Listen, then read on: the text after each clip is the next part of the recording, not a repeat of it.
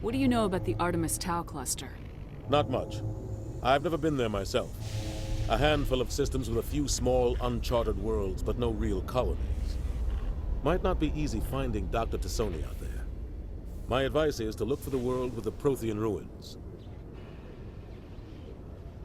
Any extra intel you can give me on our colony at Pharos? The entire planet used to be one giant Prothean city. Mostly ruins now. But some of the infrastructure is still intact. The colony tried to build on what the Protheans left behind. We lost all contact with them when the Geth attacked. What can you tell me about Noveria?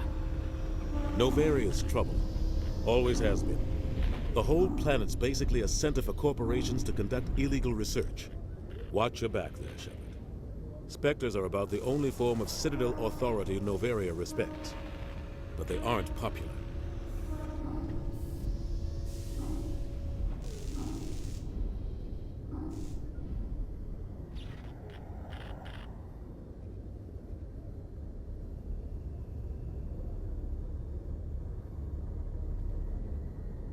I should go.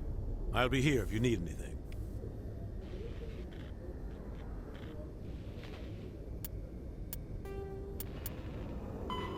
In the early 2160s, the Alliance began aggressive colonization of worlds in the Skyllian Verge, much to the dismay of the Batarians, who had been developing the region for several decades. In 2171, the Batarians petitioned the Council to declare the Verge a zone of Batarian interest. The Council refused, however, declaring unsettled worlds in the region open to human colonization. In protest, the Batarians closed their Citadel embassy and severed official diplomatic relations with the Council, effectively becoming a rogue state. They instigated a proxy war in the Verge by funneling money and weapons to criminal organizations, urging them to strike at human colonies. Hostilities peaked with the Skyllian Blitz of 2176, an attack on the human capital of Elysium by Batarian-funded pirates and slavers. In 2178, the Alliance retaliated with a crushing assault on the moon of Torfin, long used as a staging base by Batarian-backed criminals. In the aftermath, the Batarians retreated into their own systems and are now rarely seen in Citadel space.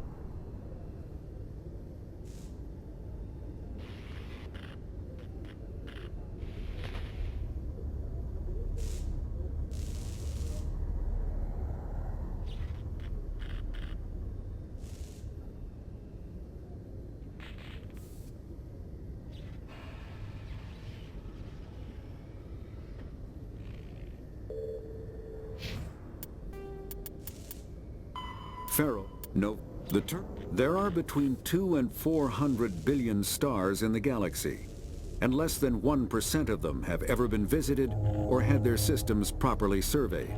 Humanity's early expansion into the Attican Traverse was haphazard, a desperate race to claim habitable planets where populations can be economically settled. Ignored in the wake of this land grab were thousands of less hospitable worlds, each potentially rich with industrial resources. The wealth of entire solar systems lies untapped, waiting for corporate survey teams or independent pioneers to discover and exploit them. However, this is not an easy task. In addition to the environmental hazards, the fact that uncharted worlds are largely ignored makes them popular bases for criminals, revolutionaries, cults, and others who wish to remain unnoticed by galactic society.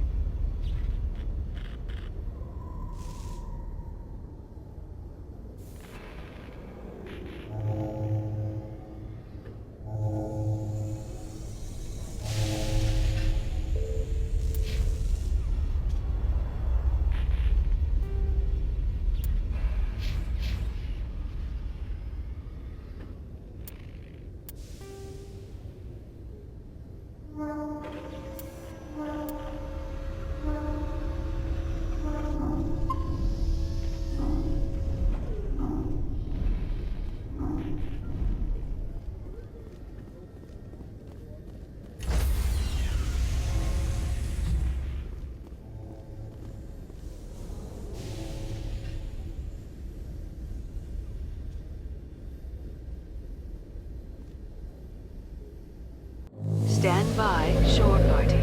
Decontamination in progress. I heard what happened to Captain Anderson. Survives 100 battles and then gets taken down by backroom politics. Just watch your back, Commander. Things go bad on this mission, you're next on their chopping block.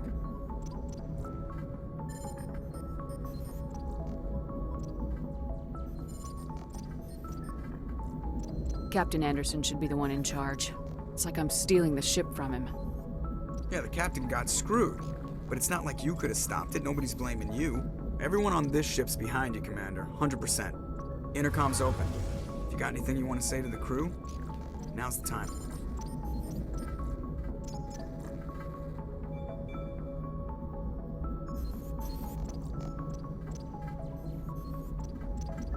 Listen up, Normandy. This is your commander speaking. We have our orders. Find Saren before he finds the conduit, and I refuse to let anything get in the way of that mission.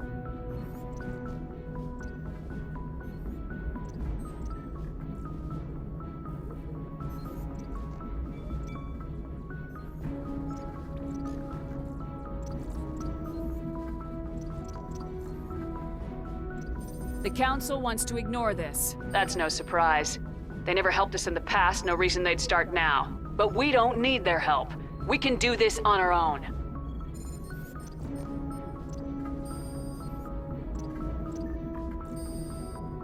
We all know what happened on Eden Prime. We saw the destruction. We saw the bodies.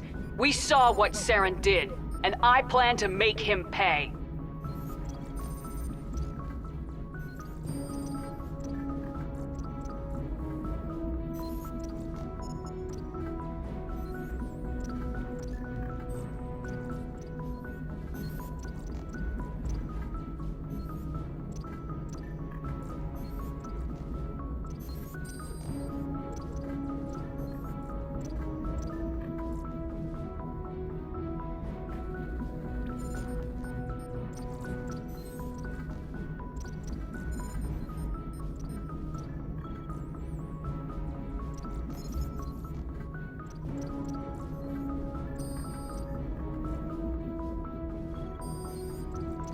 None of the other species has the guts, grit, or balls to deal with this. So it's up to us. We're the only ones who can stop Saren. I swear to you all, we will stop him. Well said, Commander. Captain will be proud.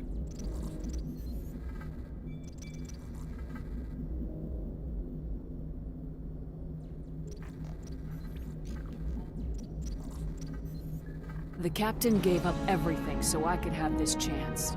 We can't fail. Yes, ma'am.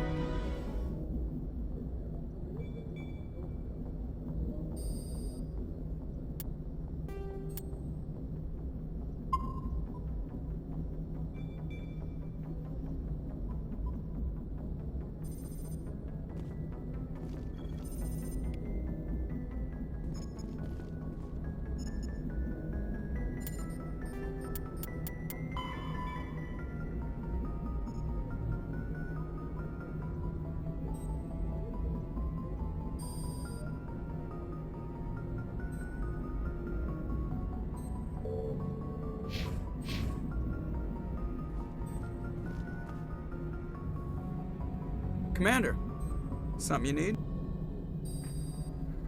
How's the Normandy performing? Is she everything they said she'd be? She's the best ship in the fleet. If you've got a pilot who knows how to handle her. Balance isn't what you'd expect. Takes a while to get used to that oversized drive core we got stuffed in the back, and her power can sneak up on you if you're not careful. The Normandy's probably too much ship for your average Alliance pilot, Commander. Lucky for you, I'm anything but average.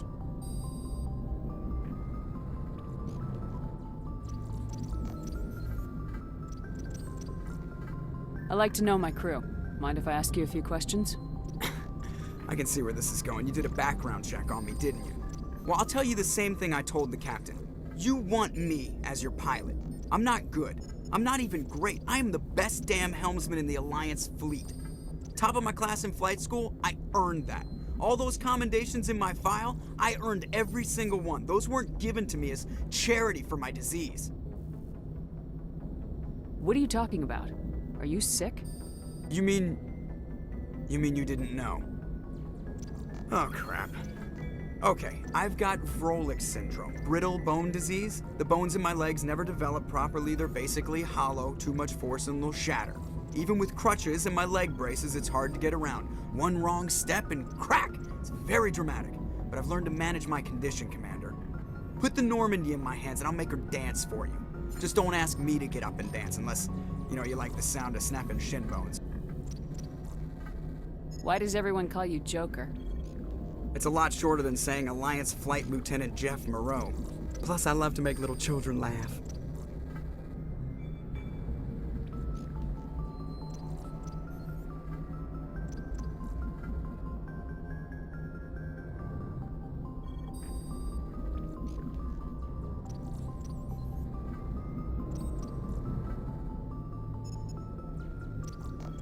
You're dodging the question. Look, I didn't pick the name. One of the instructors in flight school used to bug me about never smiling. She started calling me Joker, and it stuck. Why didn't you ever smile? Hey, I worked my ass off in flight school, Commander. The world's not gonna hand you anything if you go around grinning like an idiot. By the end of the year, I was the best pilot in the academy, even better than the instructors, and everybody knew it. They'd all got their asses kicked by the sickly kid with the creaky little legs. One guess who was smiling at graduation? I need to know more about this Vrolik syndrome if I'm putting my ship in your hands. Yeah, of course you do. It's an extremely rare condition. Nobody knows exactly what causes it. Genetic, maybe. It's treatable, but there's no cure. They classify my case as moderate to severe. I was born with over a dozen fractures, hip, thighs, ankles. My bones were already breaking in the womb. 100 years ago, I wouldn't have survived past my first year. Lucky for me, modern medical science has turned me into a productive member of society.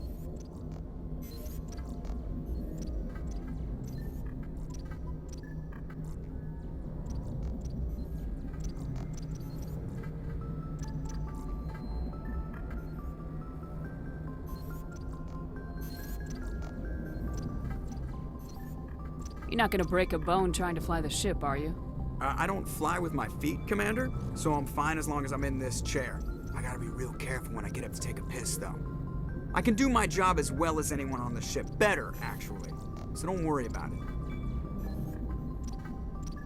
I'm not trying to make you uncomfortable. Let's talk about something else. Whatever you want, Commander.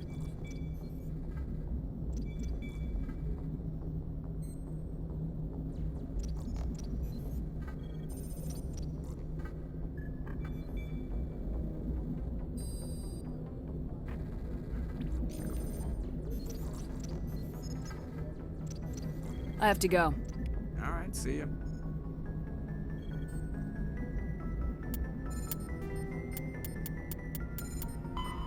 The Normandy is a prototype starship developed by the Human Systems Alliance with the assistance of the Citadel Council. It is optimized for scouting and reconnaissance missions in unstable regions using state-of-the-art stealth technology. For most ships, the heat generated through standard operations is easily detectable against the absolute zero background of space. The Normandy, however, is able to temporarily sink this heat within the hull. Combined with refrigeration of the exterior hull, the ship can travel undetected for hours or drift passively for days of covert observation. This is not without risk. The stored heat must eventually be radiated, or it will build to levels capable of cooking the crew alive. Another component of the stealth system is the Normandy's revolutionary Tantalus drive, a mass effect core twice the standard size. The Tantalus drive generates mass concentrations that the Normandy falls into, allowing it to move without the use of heat-emitting thrusters.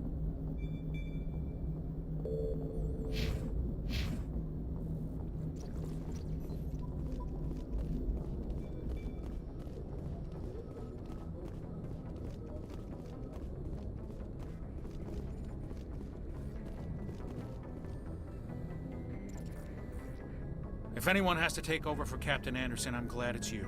I'm not sure about having non-humans on our ship, though.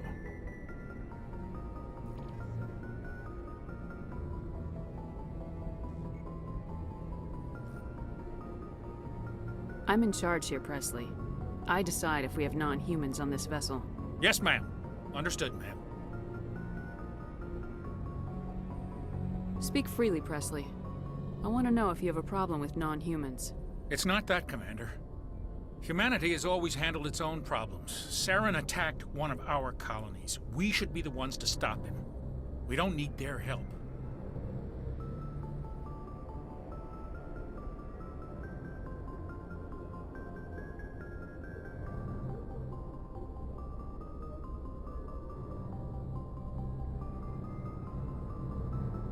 This is bigger than humanity. Saren's a threat to every species in the galaxy, and I'll welcome anyone who wants to help me bring him down. I guess so. Maybe I'm just stuck in the old ways of thinking. But don't worry, Commander. This won't be a problem.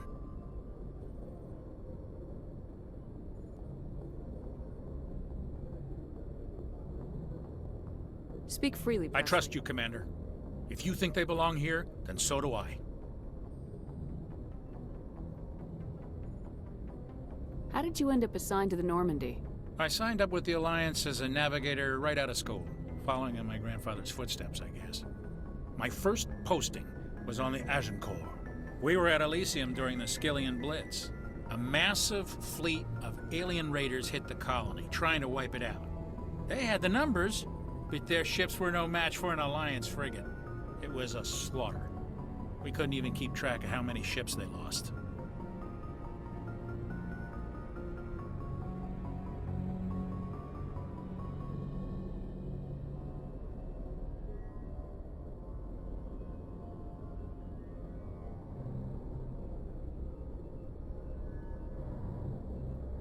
How'd you end up on the Normandy?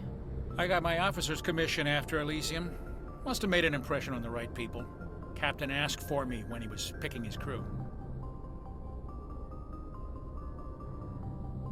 Carry on, Presley. Yes, ma'am.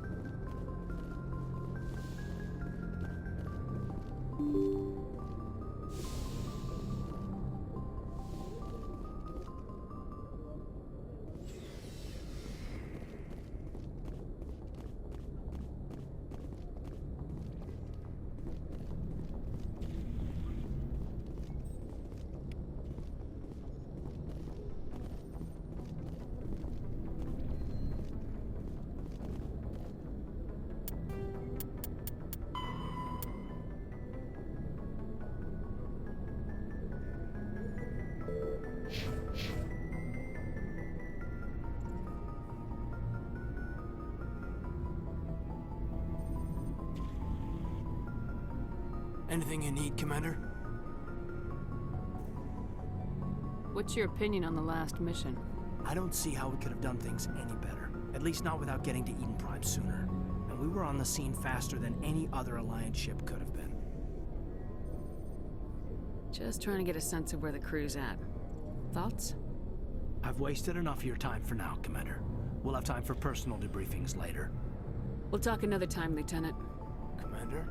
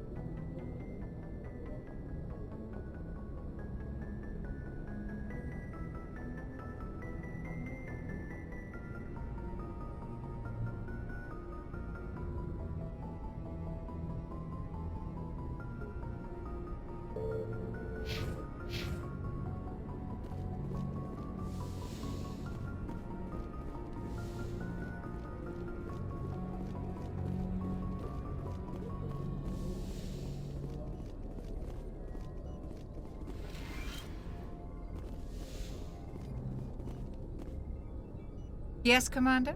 Is there something you need?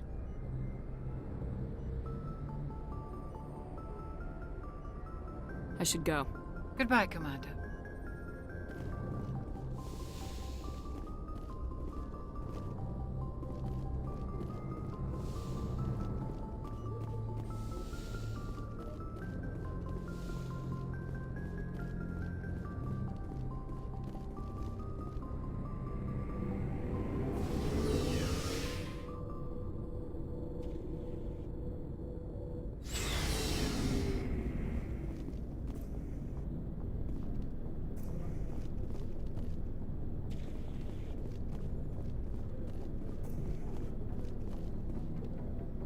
Thanks for bringing me on board, Commander. I knew working with the Spectre would be better than life at CSEC. Have you worked with the Spectre before? Well, no, but I know what they're like. Spectres make their own rules. You're free to handle things your way. At CSEC, you're buried by rules. The damn bureaucrats are always on your back. Being a Spectre does have its advantages. Exactly my point. If I'm trying to take down a suspect, it shouldn't matter how I do it, as long as I do it. But CSEC wants it done their way. Protocol and procedure come first. That's why I left. So you just quit because you didn't like the way they do things? There's more to it than that. It didn't start out bad, but as I rose in ranks, I got saddled with more and more red tape. CSEC's handling of Saren was typical. I just couldn't take it anymore. I hate leaving.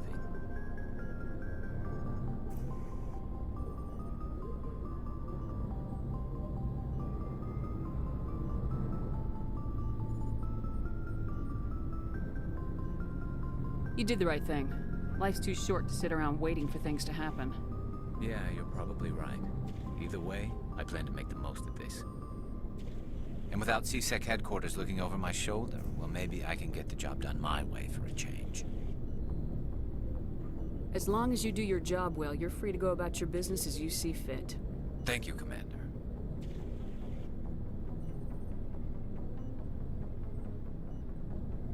Commander, good to see you.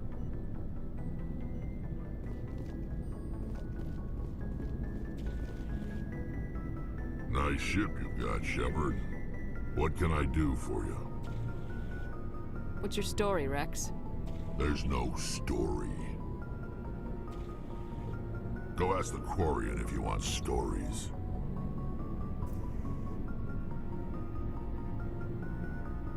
You Krogans live for centuries. Don't tell me you haven't had a few interesting adventures.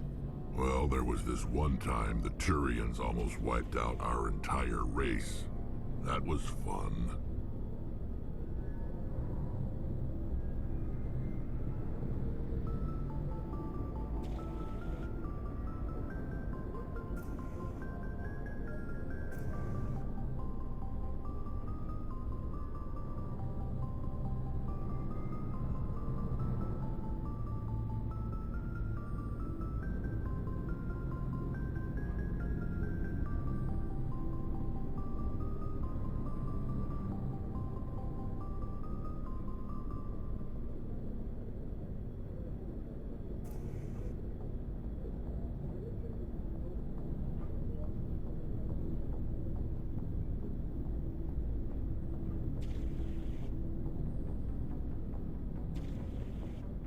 I heard about that. You know, they almost did the same to us. It's not the same.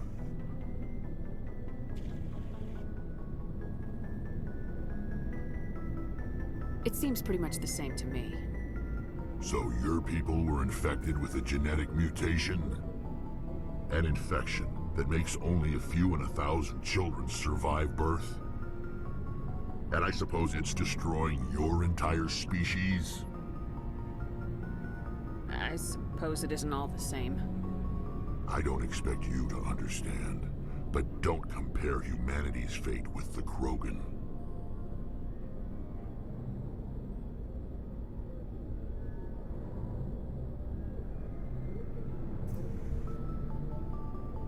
I was just making conversation. I wasn't trying to upset you.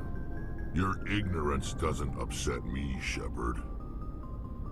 As for the Krogan, I gave up on them long ago. The genophage infected us, But it's not what's killing us. Are your people really dying? We're sure not getting any stronger. We're too spread out. None of us are interested in staying in our own system.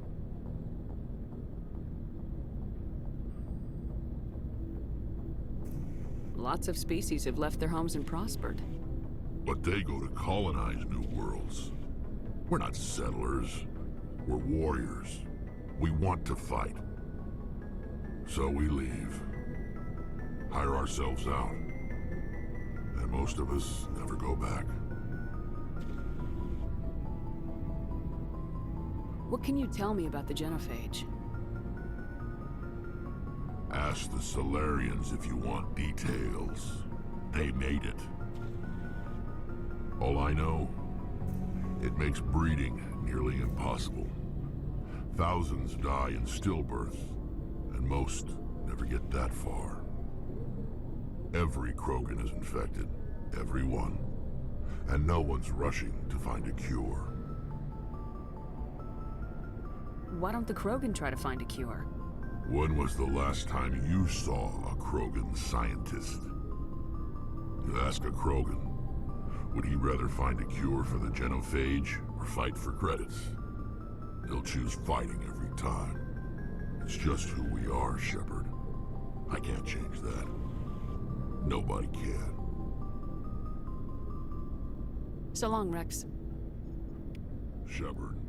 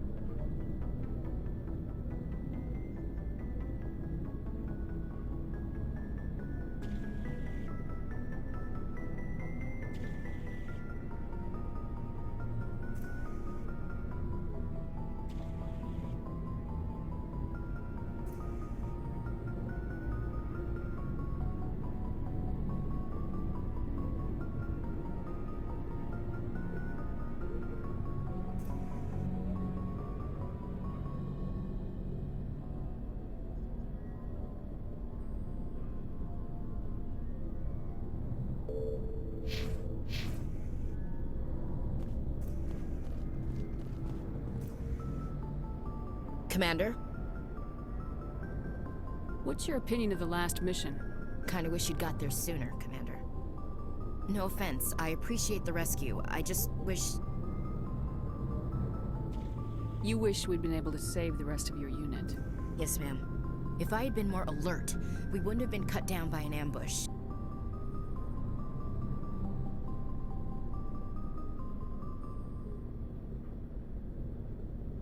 The answer seems plain enough to me. Be more alert. Aye, aye, Commander. I'll make sure it doesn't happen again. Do you have a few minutes to talk? One-on-one? I'm sorry, Commander. I need to get my duty squared away. I wouldn't mind talking more later, though. Dismissed, Chief. Ma'am.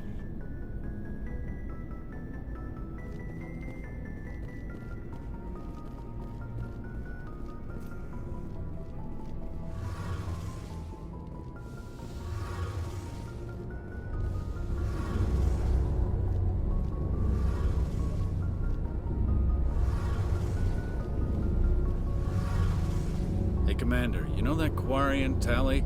She's been spending all her time down here asking me about our engines. I'll tell her to leave you alone. What? No, she's amazing. I wish my guys were half as smart as she is. Give her a month on board and she'll know more about our engines than I do. She's got a real knack for technology, that one. I can see why you wanted her to come along. I figured she'd be a real asset to the team. You got an eye for talent, Commander, but I'm guessing that's not why you came down here. Fill me in on the IES stealth system. How does it work exactly? You can't hide a ship out in space. They emit too much heat and radiation. Too easy for sensors to pick them up, unless you find a way to capture those emissions. So our stealth systems trap the energy we give off in storage sinks built into the ship itself. No emissions to give away our location. Eventually the sinks have to be vented. More than a few hours silent running and they overheat. Cook us inside our own hull. There's no way for anyone to detect us? A visual scan can still pick us up. Anyone looking out a window can see us plain as day. But you have to be pretty close to get an actual visual out in space. Most vessels rely on scanners. As long as the stealth systems are engaged, they can't see us. Not unless we accelerate to FTL speeds. Why doesn't it work with faster-than-light travel? Cranking up the FTL blue shifts our emissions, pushes them into frequencies too high to capture in the sinks. As soon as we make the jump, it's like setting off a flare.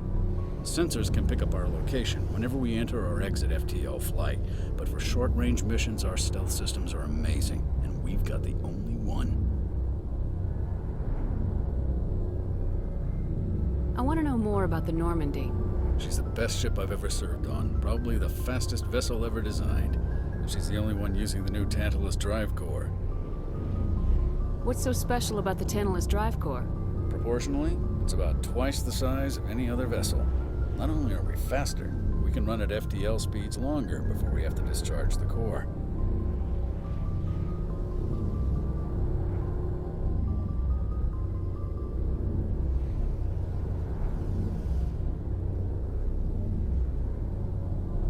Where else have you served, Adams? If you name a class of Alliance ship, I've probably served on it. Everything from dreadnoughts and carriers right down to frigates like the Normandy.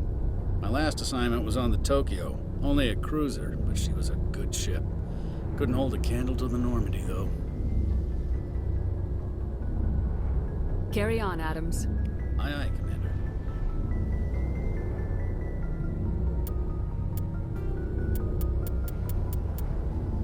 Faster than larger warships are generally classified in one of four weights. Frigates are small, fast ships used for scouting and screening of larger vessels. Frigates often operate in wolf pack flotillas. Cruisers are middleweight combatants, faster than dreadnoughts and more heavily armed than frigates. Cruisers are the standard patrol unit and often lead frigate flotillas. Dreadnoughts are kilometer-long capital ships mounting heavy, long-range firepower. They are only deployed for the most vital missions. Carriers are dreadnought-sized vessels that also carry large numbers of fighters. Smaller vessels are almost exclusively used in a support role to the warships during combat. Fighters are one-man craft used to perform close-range attacks on enemy ships. Interceptors are one-man craft optimized for destroying opposing fighters.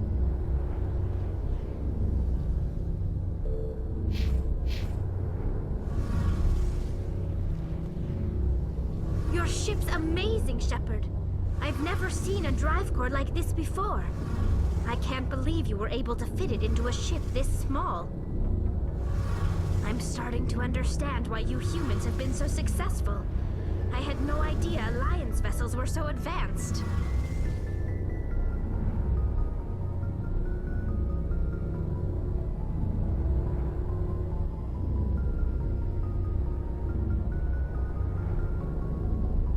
Brandy's a prototype, cutting-edge technology. A month ago, I was patching a makeshift fuel line into a converted tug ship in the flotilla. Now, I'm sitting on board one of the most advanced vessels in Citadel space. I have to thank you again for bringing me along. Traveling on a vessel like this is a dream come true for me. I had no idea you found ship technology so interesting. It comes with being a Quarian. The migrant fleet is the key to the survival of my people. Ships are our most valuable resource. But we don't have anything like this. We make do with cast-offs and second-hand equipment. We just try to keep them running for as long as we can. Some of the fleet's larger vessels date all the way back to our original flight from the Geth.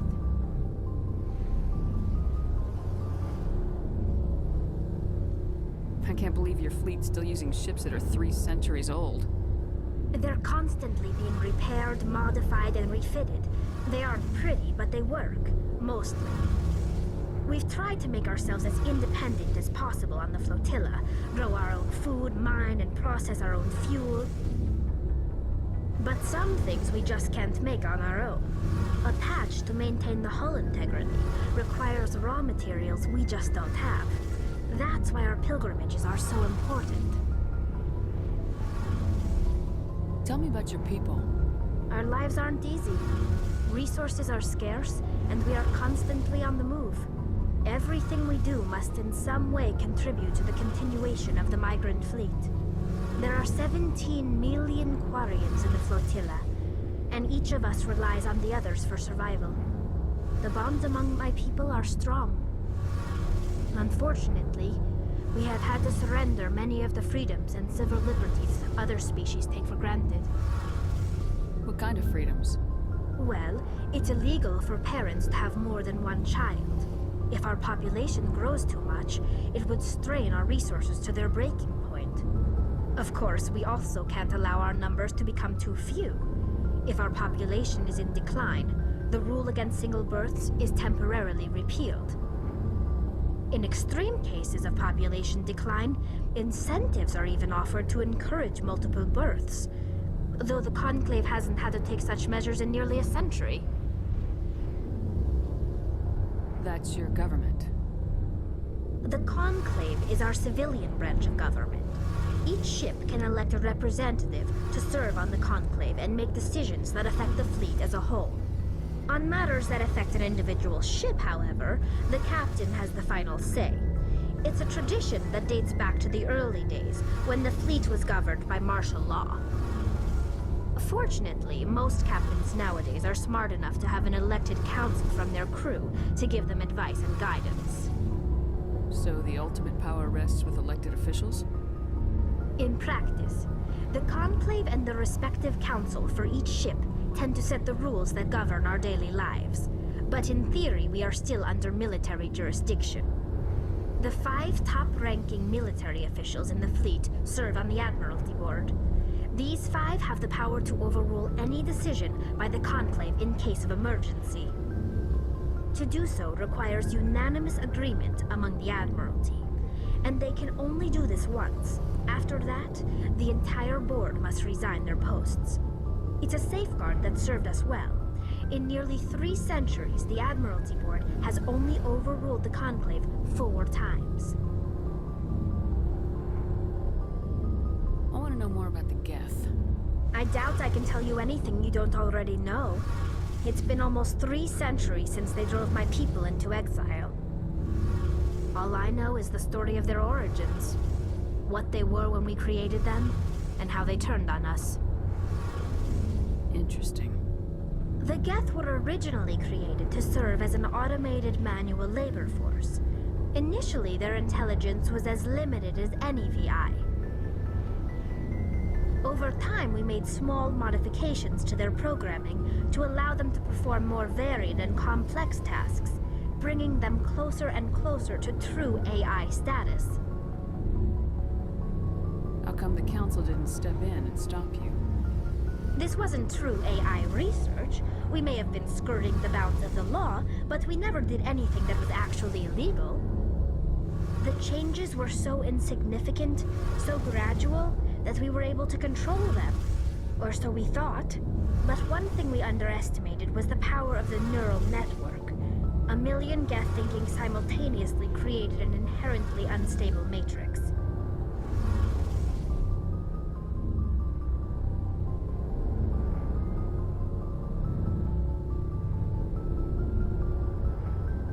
So the Geth share brain power? Many of the Geth's logic systems were designed to work in concert with other nearby Geth. Basically, the more of them you have in a group, the smarter they are.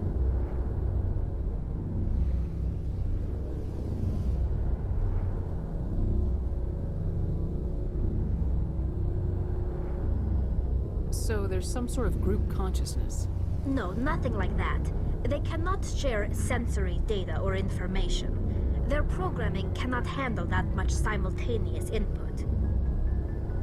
Each Geth maintains an individual awareness and identity. The neural network only operates on a process-based level. It's basically the synthetic equivalent of a subconscious. But when they're in close proximity, they can coordinate low-level functional processes, freeing up more capacity for original or independent thought. That doesn't make any sense. I'm probably oversimplifying. The Geth are incredibly advanced and complex creations. All you need to know is that they get smarter when they gather in large numbers. As we built more and more Geth, their effective intelligence became more sophisticated, more abstract. One day, a Geth began to ask its Quarian overseer questions about the nature of its existence. Am I alive? Why am I here? What is my purpose? As you can imagine, this caused a near panic among my people.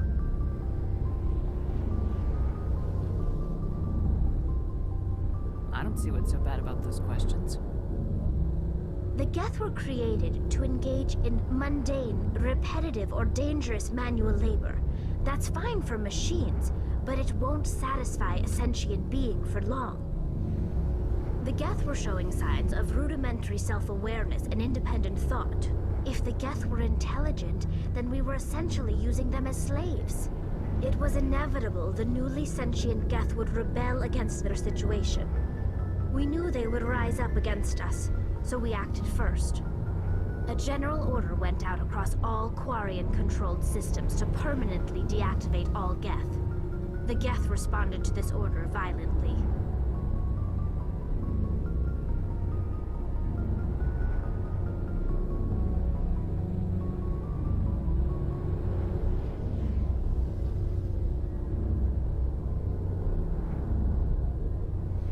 You didn't really think they'd just let you destroy them without a fight, did you? The hope was that most of the Geth would still be little more than machines, incapable of organized resistance. But they had progressed much further than anyone anticipated. The war was long and bloody. Millions upon millions of Quarians died at their hands. In the end, we were forced to flee our own homeworld. We feared the Geth would pursue us, but they never came beyond the Veil. Now we drift through space, exile, searching for a way to reclaim what was once ours.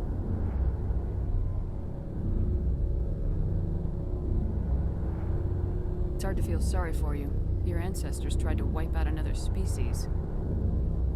We made a mistake when we created the Geth in the first place, but we did not make a mistake when we went to war against them.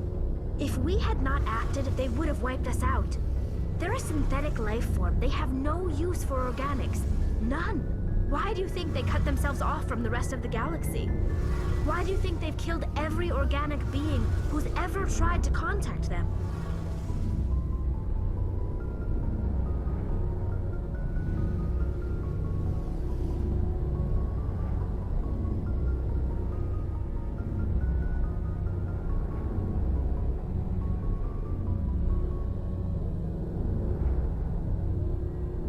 They didn't kill Saren.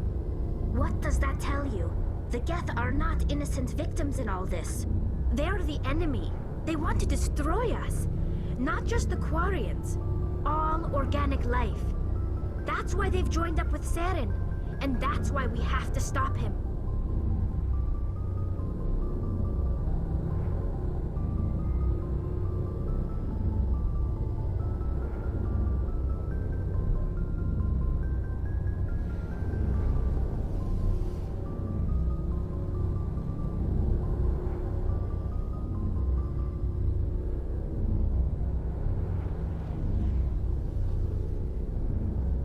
more about the pilgrimage. When my people reach maturity, we leave our birth ships and seek acceptance with a new crew. It's necessary to maintain genetic diversity among the fleet. But no ship wants to accept someone who will be a burden on them. So, to prove our worth, we embark on a pilgrimage. We set out alone, leaving the flotilla and our families behind us. We only return once we have found something of value we can bring back to the fleet. This is presented as a gift to the captain of the respective ship we wish to join. If the gift is accepted, we are welcomed into the crew. Can a captain choose to reject the gift? That doesn't happen often. Most captains are eager to increase the size of their crew. It increases their own standing in our society.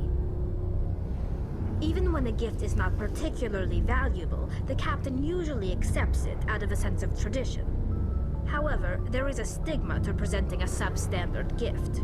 It's not the best way to make a good impression on a new community. Most pilgrims don't return until they find something worthwhile. I can't believe they just send you off alone. It's not like they just cast us out. Before we leave, we are given lessons in how to survive outside the flotilla, and given gifts to help us on our journey. We also receive implants to fight off sickness and disease.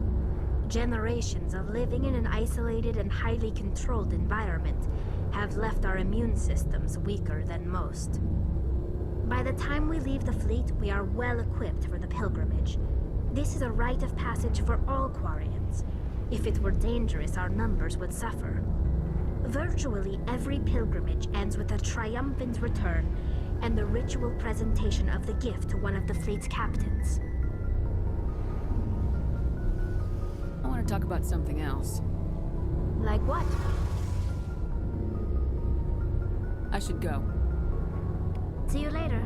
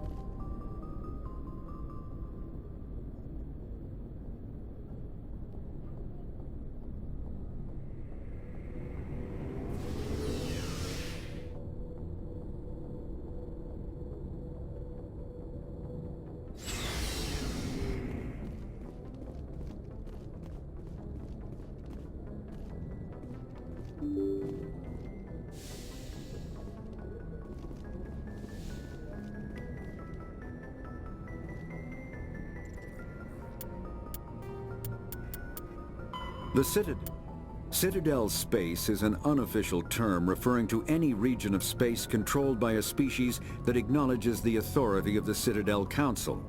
At first glance, it appears this territory encompasses most of the galaxy. In reality, however, less than 1% of the stars have been explored. Even Mass Effect FTL drive is slow relative to the volume of the galaxy. Empty space and systems without suitable drive discharge sites are barriers to exploration. Only the mass relays allow ships to jump hundreds of light years in an instant, the key to expanding across an otherwise impassable galaxy. Whenever a new relay is activated, the destination system is rapidly developed. From that hub, FTL drive is used to expand to nearby star clusters. The result is a number of densely developed clusters, thinly spread across the vast expanse of space, connected by the mass relay network.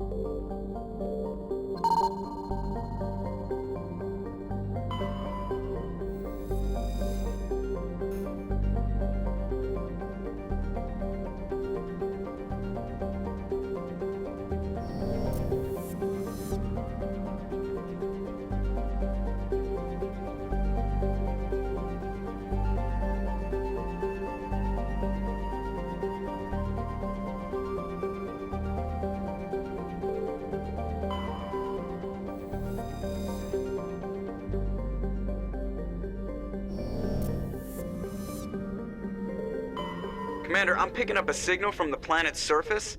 It looks like an automated distress beacon.